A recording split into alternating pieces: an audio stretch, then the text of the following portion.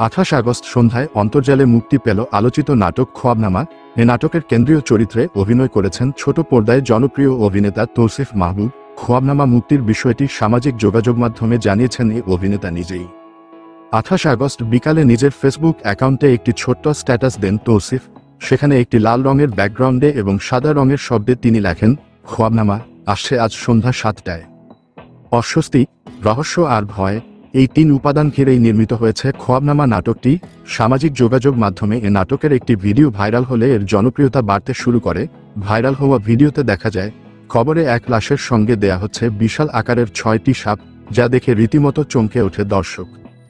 এ নাটকে জ্যান্ত সাপের সঙ্গে সাহসী অভিনয় করতে দেখা গেছে অভিনেতা তৌসিফকে। তবে বাস্তব জীবনে সাপে ভয় পান তিনি। নাটকটিকে দর্শকের কাছে গ্রহণযোগ্য করে তুলতে কোনো গ্রাফিক্সের সাহায্য না নিয়ে তৈরি করা হয়েছে। তৌসিফ ছাড়াও এ নাটকে কেন্দ্রীয় চরিত্রে অভিনয় করেছেন অভিনেত্রী তানজিন তিশা। খোয়াবনামায় তার চরিত্রের নাম রূপা। ধারণা করা হচ্ছে নাটকটিতে থাকবে স্বপ্ন, দুঃস্বপ্ন কিংবা অদৃশ্য কোনো জগতের গল্প।